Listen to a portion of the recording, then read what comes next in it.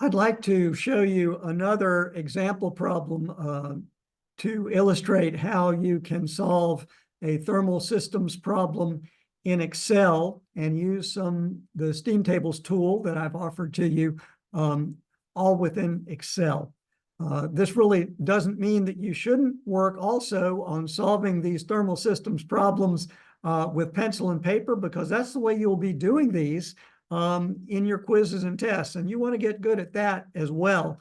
But do recognize that there are ways to increase your effectiveness and speed of computations by using other electronic platforms such as Excel or MATLAB or Mathematica as you transition out of your student phase and into your practicing engineer phase. So this is just to give you a little example of what you can accomplish in Excel.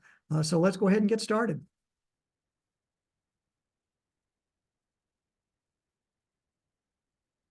And so I'm giving you a little idea of what's coming up based on this little sketch I'm showing you. Now, you need to be pretty well through chapter 6 to fully understand this demo problem. Reason is you have to understand the difference between a closed system and an open system. You have to be pretty familiar with the first law of thermodynamics. And also you need to have some familiarity with the second law of thermodynamics as it relates to reversible and adiabatic processes, processes that are possible and reversible, processes that are possible and irreversible, and impossible processes. So let's look at the problem statement.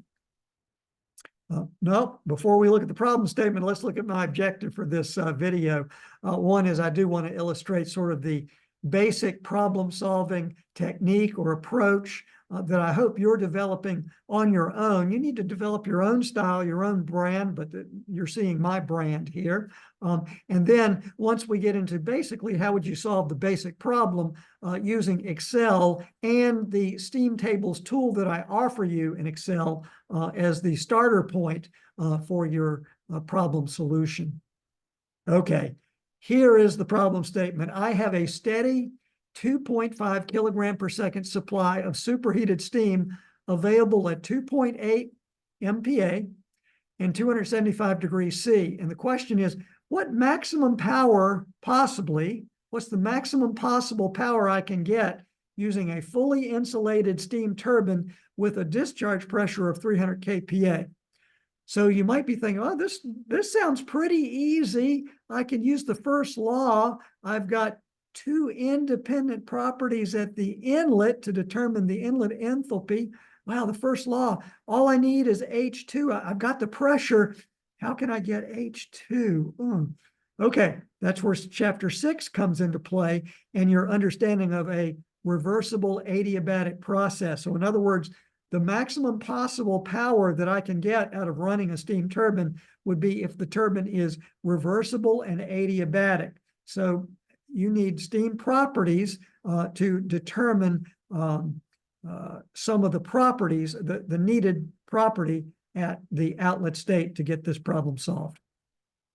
Okay, so before we jump into Excel, let's look at the solution in general. So you could do this with pencil and paper. You could do it in MATLAB if you had steam properties, like I'm giving you in Excel or Mathematica. Here's your sketch. You see a turbine, a tried and true turbine. It's fully insulated, so I'm not showing Q dot N equals 0. I just haven't labeled that on my sketch. Clearly labeled state 1 inlet, state 2 outlet, output power W dot for steady state, steady flow, 1 inlet, 1 outlet. Oh, how about our substance? Well, our substance is steam. It's a phase change substance, so we're going to need to use the steam tables to get our properties. Open system, steady state, steady flow, 1 inlet, 1 outlet. And so, man, I hope you really know, you got the first law nailed on that situation, I hope. The steam turbine is fully insulated, so there's no heat transfer. Q dot N equals 0, no heat transfer between the turbine and the surroundings. And so therefore, the maximum possible power corresponds to the turbine situation, which would be reversible and adiabatic. And what does that mean? That means isentropic S2 equals S1. Okay, let's continue our sketching. So there's the repeated screenshot, but how about a TS diagram? Very important. It's my hope that you immediately recognize that that data pair at the turbine inlet was a superheated vapor. Okay, pretty high pressure and high temperature. It's going to be a superheated vapor. And you can satisfy yourself that it will be a superheated vapor. Vertical line for reversible adiabatic process coming down.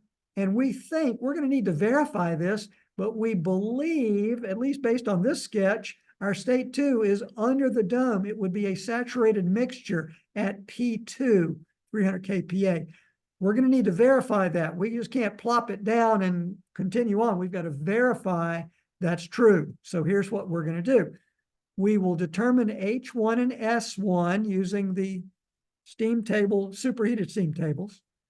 We're going to recognize that S2 equals S1. So now we've got a number for S2. We're going to need to verify that state 2 is under the dome. What we'll do is let's look up S sub G and S sub F. And so if numerically S2 is between SG and SF, that verifies that we've got a saturated mixture. Once we verify we've got a saturated mixture, we will find the outlet quality, X2. We'll use the entropy property S to do that. Once we've got X2, then we can determine H2, the outlet enthalpy, using the definition of quality and enthalpy. Finally, what are we looking for? The maximum possible output power. We'll use the first law of thermodynamics for steady state, steady flow, open system, one inlet, one outlet, and there it is. Okay, recognizing that Q dot N is 0. I didn't X that out, okay? So it becomes a very simple expression. W dot out isentropic, reversible adiabatic equals M dot times H1 minus H2, and we'll have the numerics of the problem done. Let's plan a little bit about what we're going to do in Excel to get this problem solved. We're going to open, after downloading, we're going to open the Excel Steam Tables tool that I've offered to you in a previous video. We will save as that file to a new good file name and good location that we know where it's going to be. We don't want to destroy our source file.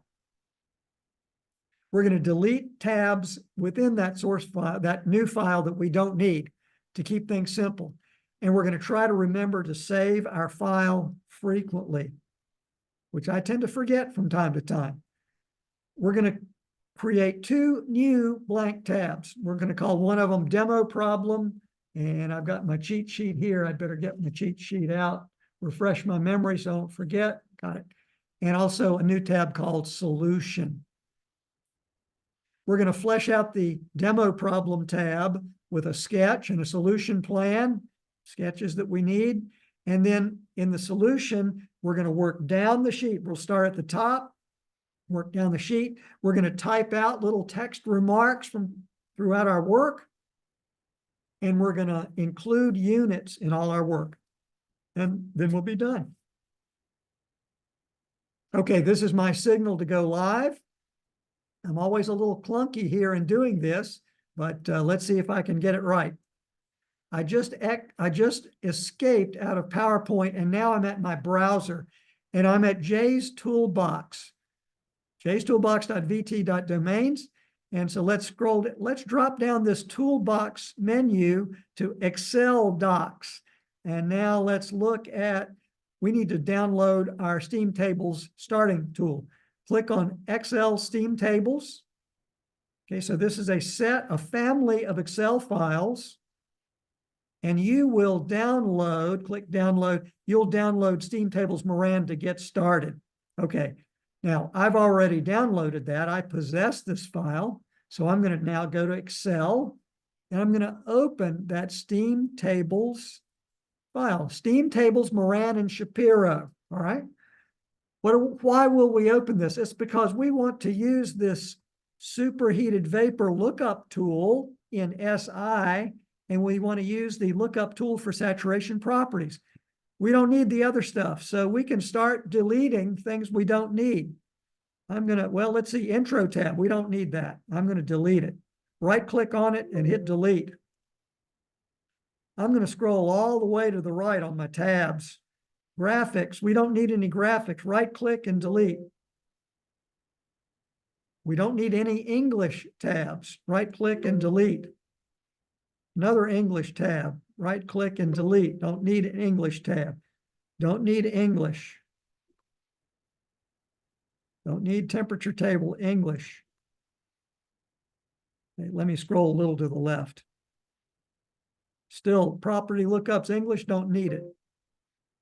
Superheat lookup SI. Yes, we need this tab because we're going to need to input our own pressure and temperature and determine our properties at our pressure and temperature. We need to save that. Superheated SI, that's the raw data that is used to determine our properties. Pressure SI. Now, it turns out that this pressure table in SI, we don't really need it because the lookup tool uses the temperature table to look up the properties. Recognize that the pressure table and the temperature table are identical numerically. The only difference is that the two left columns are arranged differently. So for our job, we don't need our pressure SI tab. You could keep it if you wish. We definitely need our temperature SI. This is our raw data for our vapor dome. We need that. Property lookups SI. We're going to copy and paste a block here that we need. The learning tool. Well, you've learned about getting phases, so you don't need the learning tool. And now we're down to the bare bones. Oh gosh. And I've still got a file name, Steam Table Moran's and Shapiro's. It would be the kiss of death for me if I hit file save here, right? Because I've destroyed my source document. I need to go file, save as, and I got to come up with a good new name. Let's call it demo problem number 2. Okay, so I've got a new file name, demo problem number 2, and I need to create, now I'm creating 2 blank workbooks. So I'm going to click this, I'm going to click this guy right here, this insert worksheet tab. Sheet 1 is a terrible name. So let's call it demo. I'm going to right click on sheet 1, rename it, call it demo problem. Okay, it's a blank tab, blank worksheet. And here it is. And let me turn it to size 10 so we can see a little bigger on the screen. Good. Now I'm going to create another one, another tab or worksheet. Insert sheet 2, terrible name. Let's immediately rename it. Don't wait till the end. Immediately rename it. Call it solution. Okay. And I'm going to drag it to the left. Okay. Demo and so let me turn solution up to size font 10. Okay, demo problem. And so let's title it demo for isentropic or steam turbine. All right, and I need to make that bold and bigger. And let's see, file name. I'd better put that here. Demo problem number 2.xlsx by me on 5/29/2024. Okay, now if this were you and we had plenty of time, we would type out the problem. To save a little time, I've created a picture, an image of the problem statement, and if I can find it, here it is. And there it is. There's my problem statement. What do we do next? Let's start with a sketch. We could start drawing a sketch in Excel with our insert shapes tool, but I've created a sketch already. Now I do have to tell this is kind of in my image library. I use steam turbines so much, inlet state 1, outlet state 2, that are insulated. I just have that in my image library. Okay. What's another thing to do? Let's insert a TS diagram. See if I can find that. And here is our TS diagram. Again, I did create this in Excel, but to save time, I just made a snapshot of it. And then finally, what's our plan? We've talked about our plan in PowerPoint already, but I will go ahead and paste in our plan. Here it is, I believe. There it is. And there's our plan. So here, look at that first law. Where we're driving at is W dot out for an isentropic turbine is M dot times H1 minus H2. And so there's our plan. And so this is a pretty good complete sort of page and documentation of what we're trying to do in this file. Now, in my work, now we're ready to go solution. I'm going to copy this image right here. And I'm going to paste the problem statement at the top of my solution. And I'll just title it solution.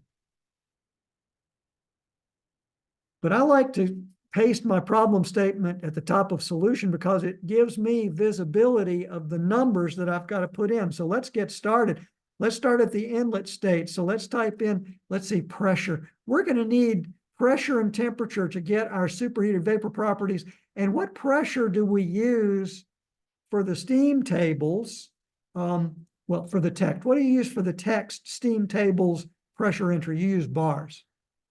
For the steam tables that I'm offering you a cell, we use kPa. So our pressure is 2,800 kPa. So I'm going to fat finger in 2,800, and I'm going to label what I've got. P1 kPa.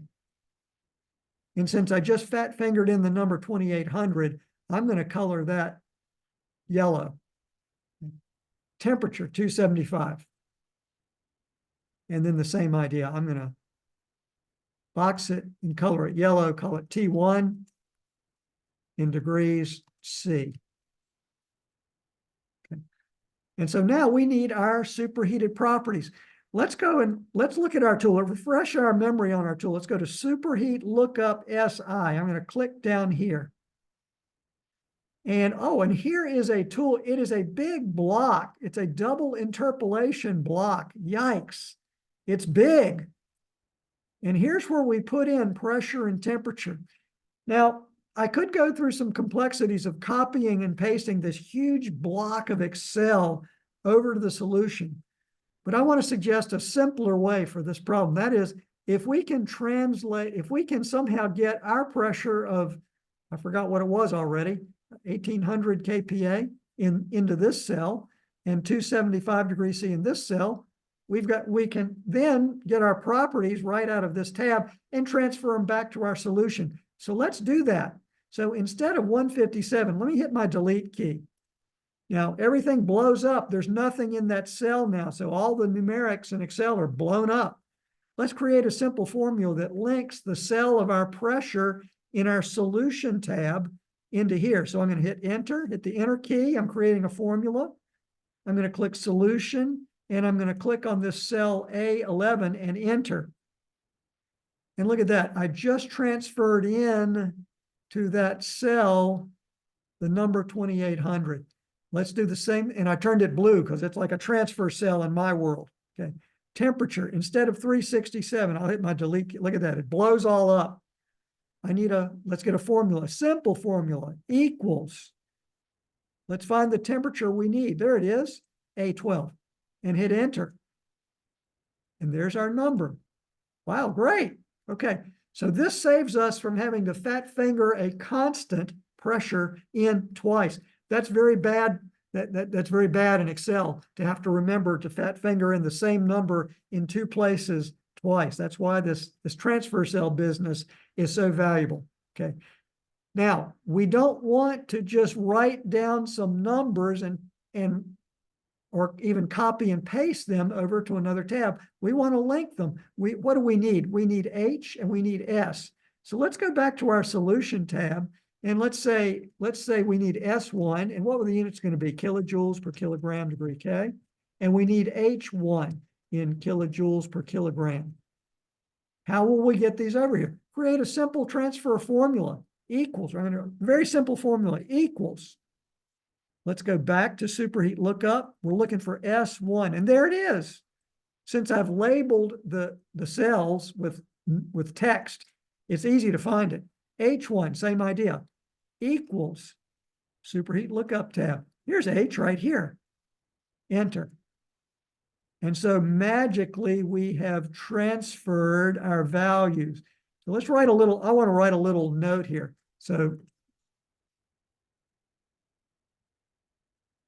transfer these values over to superheat lookup SI tab. So that tells you what we did. And then back here, we brought these back.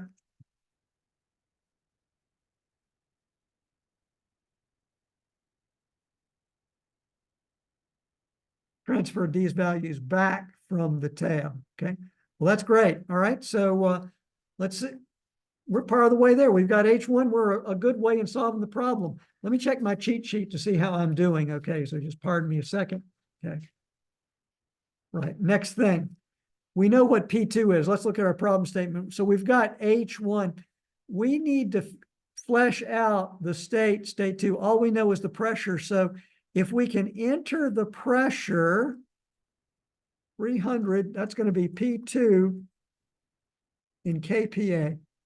If we enter the pressure, somehow we got to be able to look up S sub G, S sub F, H sub G, and H sub F. We're under the dome. We believe we're under the dome. So let's go to our property lookups SI tab and shop around. Here's a block. Here's a block. And so notice this block up here, temperature is the input. We don't have our temperature. This block right here uses pressure as the input value. Let's copy this block into our clipboard. Copy. It's in my clipboard now. We'll read the note here. It says these property lookup rows can be copied and pasted to any A column destination row. Just keep all the computations in a row together on the same row. We've got this in our clipboard. We've copied it. Let's go back to solution. Okay. Let's paste it. We just pasted what we've got over here in our solution. Now, we don't need 206. We need that to be 300, don't we? Well, gosh, we've already fat fingered in 300 up here. Let's not fat finger in 300 here. Let's just transfer the value. And so let's create a formula, equals, and click that 300. There it is, 300. Okay. And so let's turn this blue. Because that was a transferred cell. It's no longer fat fingered. That's where we fat finger P2. Okay.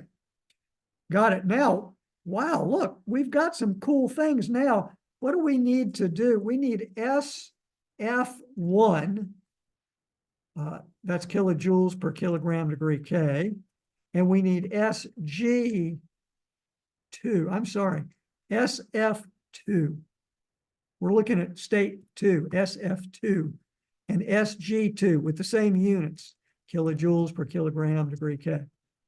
And also we're looking for HF2, because we believe we're going to be a saturated mixture, and HG2.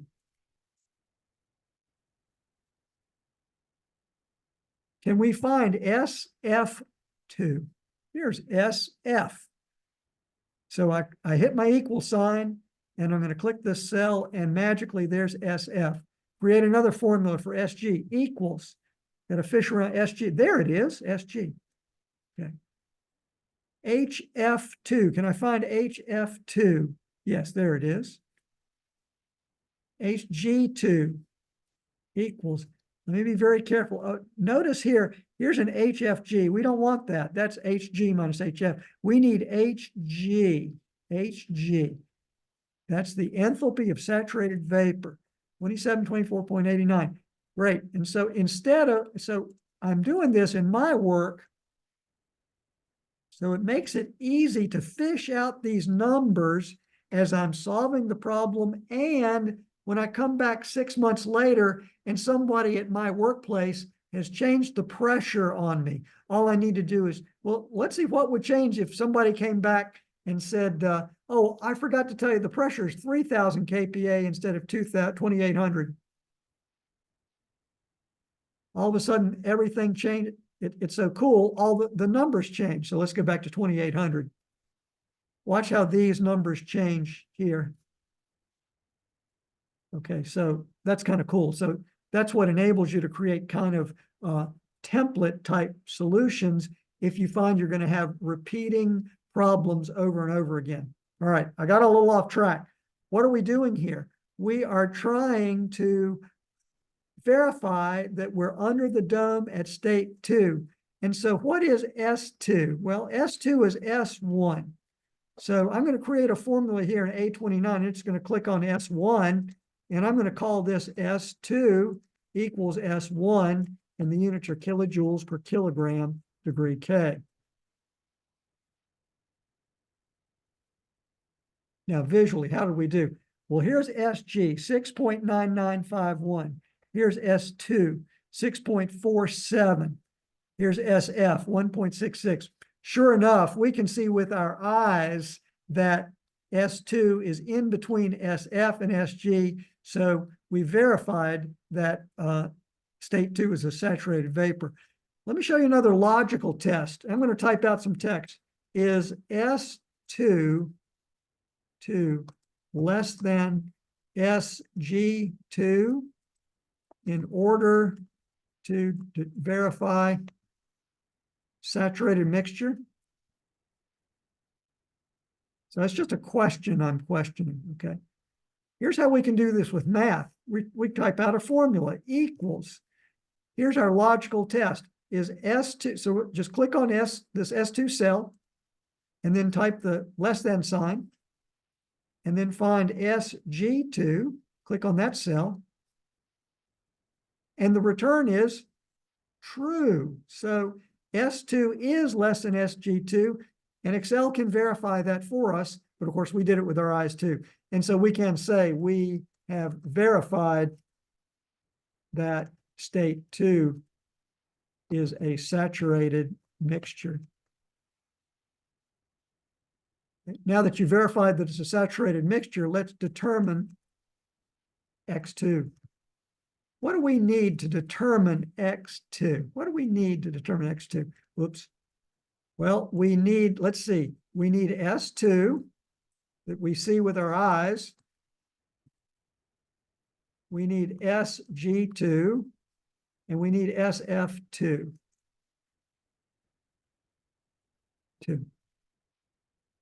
S2, there it is. Let's just transfer it down. And SG2, let's just transfer it down. And SF2, let's just transfer it down. Just so we can see what we're doing in one block. I'm going to turn all of those blue because I just transferred them down. How about X2? What is the definition of X2? Let's type that out in text. It's going to be a proportion. It's going to be a proportion. It's S2 minus SF2. That's the numerator, divided by SG2 minus SF2. That's the denominator. It's a proportion. It's how far you are along underneath the dome, getting close to the saturated vapor line. Remember, X, quality, is the mass of the vapor divided by the total mass. So let's do the formula. Equals the numerator, S2 minus SF2, divided by the denominator, parentheses, let's see, SG2 minus SF2. See how much easier it is to do when you lump all your numbers together right in front of your eyes, so you don't have to be jumping back and forth, up and down in your spreadsheet. Okay, so there's X2. Well, 90%. Let's make it visually more appealing by saying exact same simple formula. So look at that. This is the exact same number, but I'm going to, in cell A40, I'm going to hit my number format and percentage and 1 decimal place to the right. And so our quality is 90.1%. And I'm going to box that out. That's pretty good work. Okay. So what's the next thing we need to do in solving our problem? Determine H2. What do we need to determine H2? We need Hg2 in kilojoules per kilogram, and we need Hf2 in terms of kilojoules per kilogram. And we also need X2, which is looking at us right up there. Okay, So HG2, there it is. Okay. Let me, I got to check something. Yes, okay. HF2, there it is. And X2 right in front of us, right in front of our eyes. But at least we've got all three of these sitting here, all organized together. And so H2, let's type it out rather than and say what it is. It's going to be X2 times HG2 plus the remainder proportion, 1 minus X2 of HF2. And that makes it, when you type this out in text, it makes it so easy, much easier to create the formula. Equals X2 times HG2 plus what's left over, 1 minus X2 times HF2. So there is H2. So let's block that out. It's a pretty good piece of work there.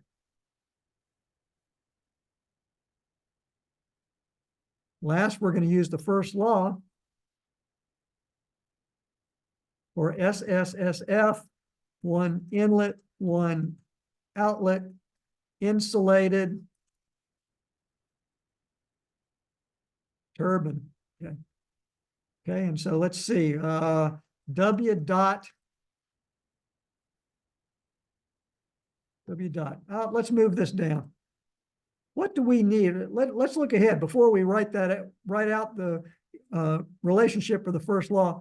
What have we not entered yet that we need? We have not yet entered the mass flow rate. So I'm going to refresh my memory.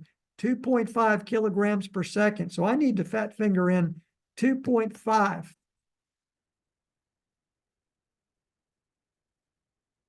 And say what it is. M dot kilograms per second. What else do we need? H2 kilojoules per kilogram. It's sitting there, it's staring us right in the face. But just for completeness, let's go ahead and transfer it down.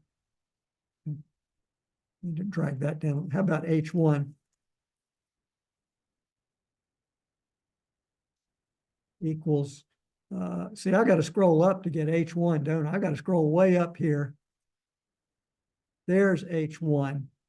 That's sort of a little bit of an illustration of how convenient it is to get your numbers sort of blocked in together as you work along. So let's write out in text, what is W dot? Equals M dot times H1 minus H2.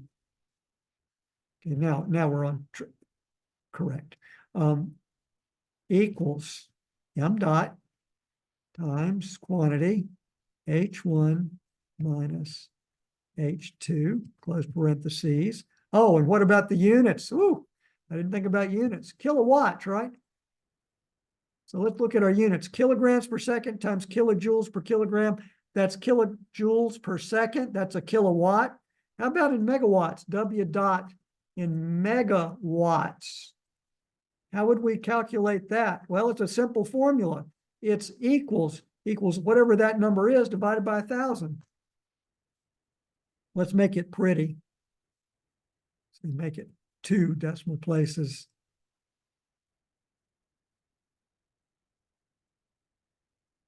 And so the answer is, I'm checking my work here, be sure I did everything okay. I didn't make any careless mistakes. I think I'm all right. Okay. Let's bold this, use the first law. And what did we learn? So let's block out this. Pretty good piece of work. So we can conclude. Let's go back to our problem statement. W dot for the reversible adiabatic turbine. Maybe I should put for reversible.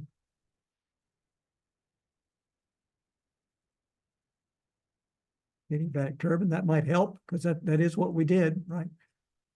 So what is the maximum possible power that I can produce? And the answer is 1.06 megawatts. Pretty cool. So this is sort of a live demo of how I would go through and solve this problem in Excel, starting with the Steam Tables tool to save me lots of time, lookup time and interpolation time, compared to out of the back of the book. Let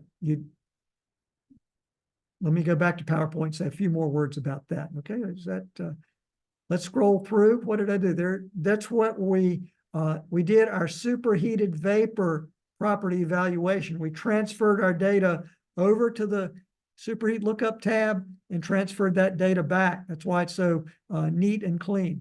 Then we copied and pasted a block of cells to get SF and SG. You could have said, well, why didn't you do the same thing for that? You could have done exact same thing. Sometimes when problems get more complex, you want to use this block several times in your work. And that's why I did it this way for this simple problem. And then another thing we did as we worked through the problem and we worked down the page, notice how we kind of boxed out the major categories of work. And that really helps keep you straight no matter what platform you're working on, whether you're in Excel or whether you're with pencil and paper. You get little boxes of stuff that you're working on that sits separately from the other boxes, that depends on previous boxes up the page. Okay, there's the demo. So let's go back to PowerPoint, current slide. And this is just the reprise from PowerPoint. We started out with a tab after we save as. Oh, what did I not do in Excel? I did not save my work. And so I'm going to need to make a note here to save my work, save work in Excel when I go back into Excel so I don't lose all that good work. All right. Ooh. Clearly documented the problem on a tab that was called Demo Problem. We started with a sketch and outlined the solution approach before we even started goofing around in Excel. That's going to be true for any platform you're doing, even pencil and paper. Okay, then we started into Excel. We used our superheat lookup tab to get our superheated properties. We copied and pasted this block of cells to get our saturation properties, SG, SF, HG, HF. We solved for the quality X2. Okay. And then we worked through the first law to get our result. So units were stated throughout. We worked down the sheet. We explained our work in text, complete with units. So notice how in my work, so important to continue to write your units out, even in Excel, even more important. Okay, so what are the takeaways here? Save as, very powerful. We started with the basic Excel Steam Tables tool. We didn't start from scratch. We deleted unneeded tabs and we created our own blank tabs to start from scratch on the blank tabs. We started with a sketch and explained our work. We worked down the sheet, explained as we went, and included units. So I hope that helps. I hope that gives you a feel for how you might want to try solving some problems in Excel, especially as you finish this class, move on to subsequent classes, and then move on into your engineering problem solving. So that's one of the reasons why I'm trying to cover some of this Excel stuff so that you can improve your effectiveness and speed of computation as you get into the engineering practice world. All right, hope that helps.